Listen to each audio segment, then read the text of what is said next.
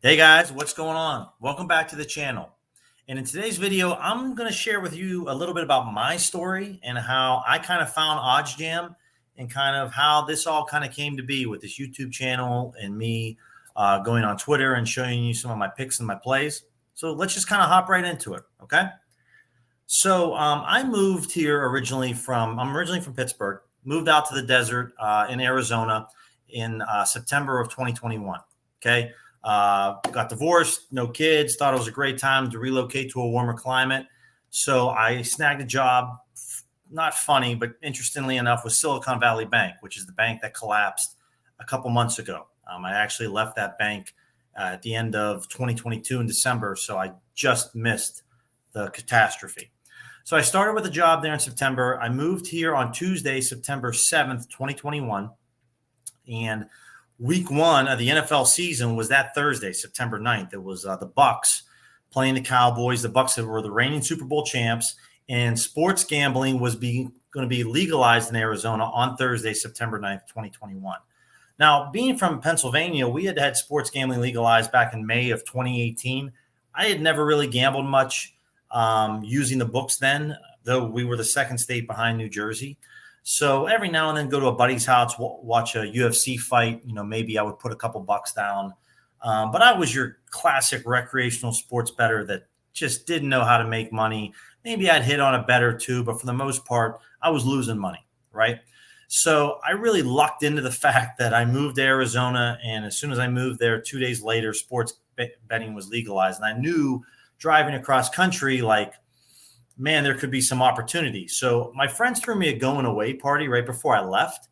And I heard two of my really close friends talk about them having this like arbitrage betting system. And I had worked in finance and I kind of heard the word arbitrage, but I wasn't sure. And essentially what they were doing was like on DraftKings, they'd have these promo boosts, right? Like, hey, which quarterback's going to throw for more yards? Is it going to be Allen or is it going to be Mahomes? And so each guy would take the boost and bet the opposite side. And they kind of had a relationship together where, they would bet the opposite side. And then, one person would have a spreadsheet and kind of keep track of the profit and loss. And they would exchange money over the course of a month. And they made, a couple $100 maybe a month. If at best, they were making $1,000 a month. And I was really intrigued, like what was going on. So before I was getting ready to pack up and move, I started like Googling like arbitrage betting. And that's when I came across OddsJam and Alex in these YouTube videos. So driving across country, I knew there was going to be opportunities with Arizona opening up. I was so giddy driving across. I'm like, oh my goodness, sports betting is going to be legal like a couple days after I get to Arizona. And sure enough, all these books opened up, right? Like DraftKings with their easy boosts, like, hey, this Vikings game, if either team scores a point and you bet $100, we'll match and give you $100. You're like, yeah, of course. So there's easy money happening. And early on for all of 2021, from September to December, basically, I just arbitraged. I used OddsJam. I signed up. And just like you, I know exactly what it's like. You're seeing on Twitter, you're seeing these guys making money. You're seeing their slips. You're seeing all this about gambling. And you're like, okay, this is probably like too good to be true. But like anybody else, I kind of jumped in. I took that risk. I was like, okay, let's sign up for their 2-week trial. Let's see what this is all about. So for the first couple of months, I purely arbitrage gambled, and I just tried to make, was looking to make $100 a day, which is pretty aggressive. But I started doing that. And quickly after about a month and a half, I made money. I made a couple $1,000s, but I was placing really large bets on both sides. I had roughly $6,000 to $8,000 of a bankroll, but I was never betting that much. Wasn't using that much money. I was using maybe $500 to $1,000 a day. So basically, I started to get to a point on player prop bets, like on BetMGM, where I was betting maybe $500 on one side, and then like on DraftKings betting like $375 on the other, so $875 total. But I could make like 20 or $30 on an arbitrage. And that's when I started to ruin my relationship with BetMGM, which I know now, books like BetMGM, Barstool, BetRivers, Bally Bet for you guys out here in Arizona, they're really easy books to make money off of. And they're scared. They're scared because once you start to make some money, they start to limit you a lot. Books like FanDuel, Caesars, WinBet, they actually take sharp action. So even if you're ever going to be limited, you'll still be able to get action down. So that's what I did for the first couple months. I just arbitraged. I made money. I enjoyed it. But then I started to get curious at the end of December about this positive expected value betting. So the first subscription I signed up with OddsJam wasn't their platinum plan. I signed up with the middle tier plan just so that I could get the arbitrage plays, right? And so naturally I started seeing the power of the tools and I was making money. I was like, all right, well, let's go a little deeper down the rabbit hole and let's find out what's going on. And so essentially I'm going to show you my screen back in 2022 of how I started. Because right now you see me on Twitter, I'm betting close to 130 to over 100,000 to $130,000 a month. But I didn't start out that way, guys. So I want to show you kind of where I started. And 2022 was a wild year for me. I learned so much about gambling and sports betting. So let's take a look. So here's a screenshot, or here's a snippet, guys, of basically my daily log. Okay, I kept track of everything in the spreadsheet, okay, because I wanted to know exactly how much I was winning and losing. And so seeing is believing. So I wanted to try this positive expected value betting for myself. I had met some guys that played poker that would buy in for $5,000 to $10,000 in tournaments. And I asked them about positive expected value betting, and they were like, oh, yeah, that's a real thing. It's actually true. It's not just made up. Guys that I worked with at the bank that worked on Wall Street, this made sense to them because, I really didn't know. I didn't understand. No offense to Alex, but it's just a guy on YouTube, and I've seen plenty of people trying to sell things on YouTube before. So I needed to know for myself. And just like you guys that are watching this and are maybe new to this, like this happened to me. So I gambled around $500 here on January 10th, right? I had around $10,000 at this point in my bankroll, but I was never betting a $10,000 amount. I was betting only a small percentage of that. So I was betting $20, $35, a play. It wasn't a ton of money at the time, but I was keeping track of my plays. And here, I had 18 plays. I had 18 plays again. Here was a bigger day where I had 19 plays. And now I'm placing more than that as far as bets go, right? I'm placing bare minimum 20, 25 bets. If I can get up to 50, 60 bets a day, that's great. But somewhere between 30, 40 bets is what I normally hit on an average, okay? So as you can see, I'm placing some juicy bets. Like I got a promo boost here, placing plus 138. I really didn't know. It didn't take me long to understand why positive expected value betting worked. The hardest part for me was figuring out the betting strategy. Okay.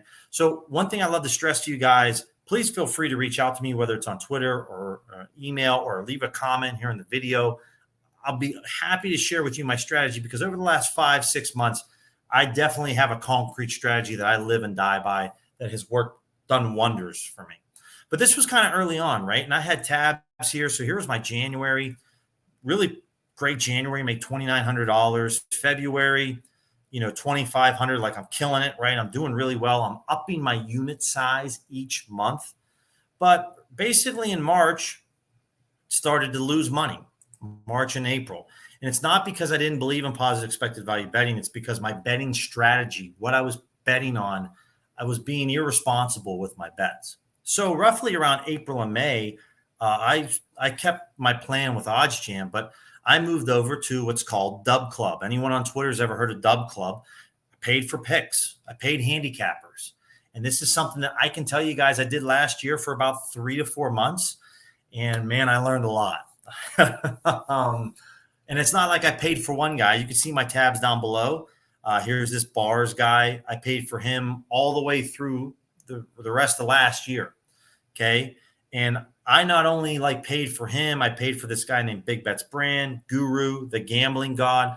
These guys that you pay $25, $30, $40 for their picks. But what I did is I went back and looked at all of their plays and I made spreadsheets for all of these guys' plays. I wanted to know each individual category like this, how well they did, their unit size plays for November. Oh, their 3-unit plays. Oh, this guy was 16 and 10.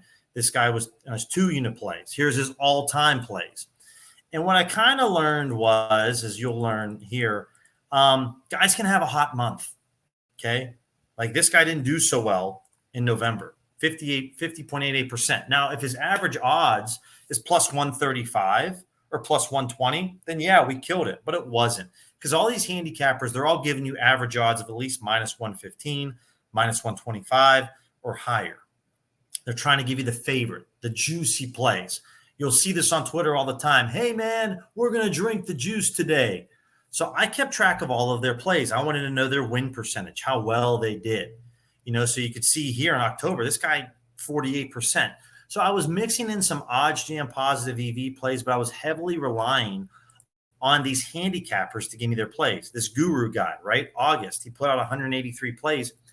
He only hit it 50%. Well, when we're betting at minus 115, minus 120 odds, we're not making money. Okay, now he had a nice July, really nice July. Anyone's going to make money when you're hitting at 61%.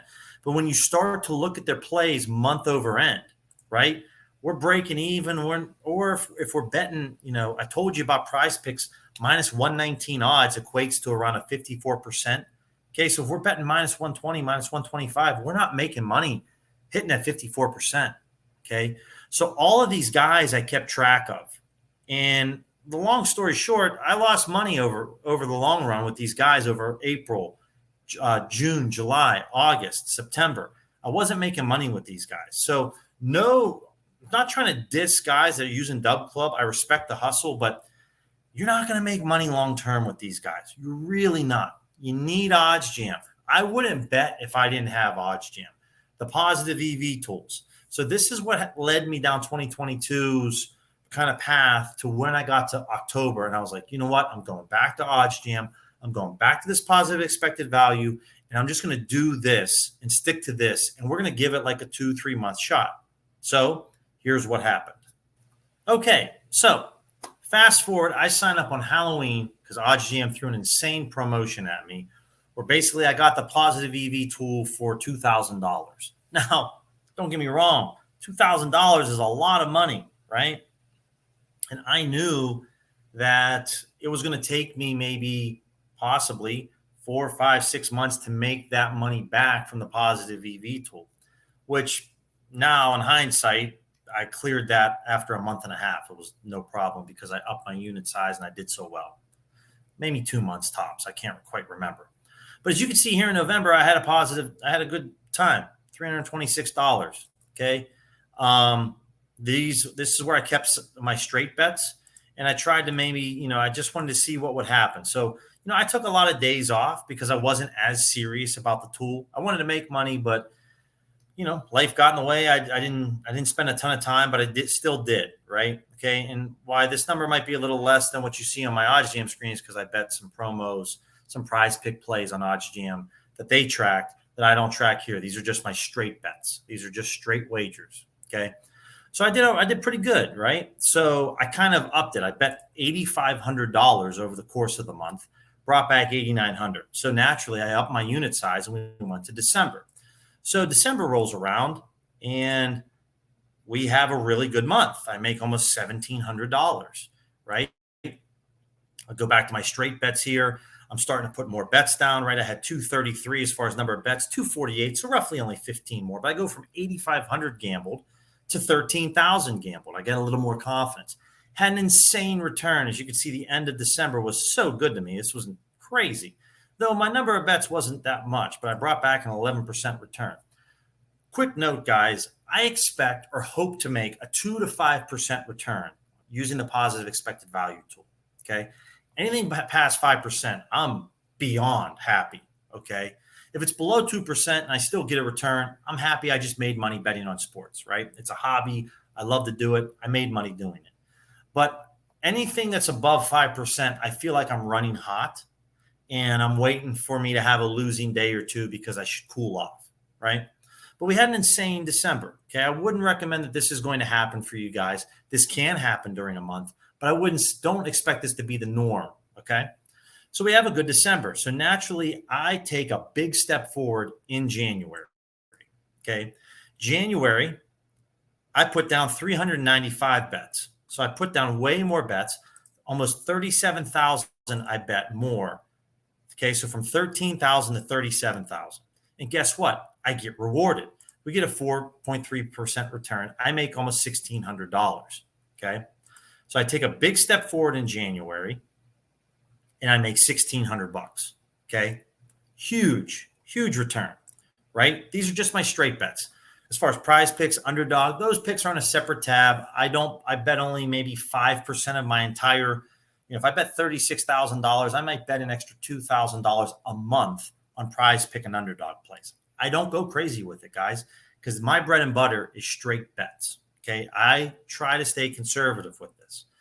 We take a huge step forward in February, where as you can see, I go from 395 bets to 793 bets. I got confidence. I got 3 straight profitable months. I want to push this thing to the limit. I bet over $100,000 and have an insane February of straight bets where I get an 8.89% return.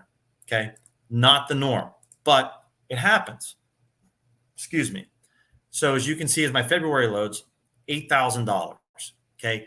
Now you can see it didn't start out like this. Okay. And I took a big risk going from January to February and December to January, taking those big jumps in unit size. You don't have to take those big jumps in unit size, but I would recommend that you increase your unit size if you're making money. Okay. I'm saying if you're betting $15 a bet, just increase it to 20, maybe 25 tops, but increase it to maybe $20. Okay. Don't stay stagnant. That's how you're going to grow your bankroll. But as you can see over time now, I've really ramped up and got way more aggressive. March, I put in over 1,000 bets, bet $135,000. This month, I've had some friends come in. I've been sick for the past couple of days. I'm up to about 361 bets, 58,000.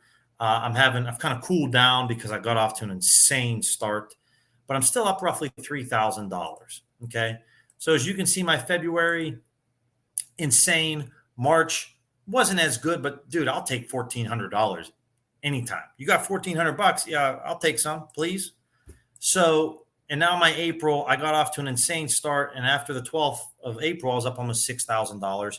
But I knew that I was running really hot. My ROI was like 15%. I knew that wasn't sustainable. I knew I had to give a little bit back. But I didn't just shut it down and say, well, I'm not betting anymore, because, well, that's just not me.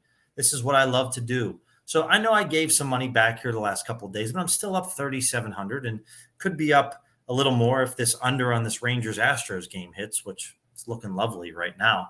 So this is kind of my story, guys, but I didn't start out this way. I started out placing $15, $20 bets, okay? But eventually I took a leap of faith, just like I took a leap of faith with OddsJam and their tools, which I firmly believe in.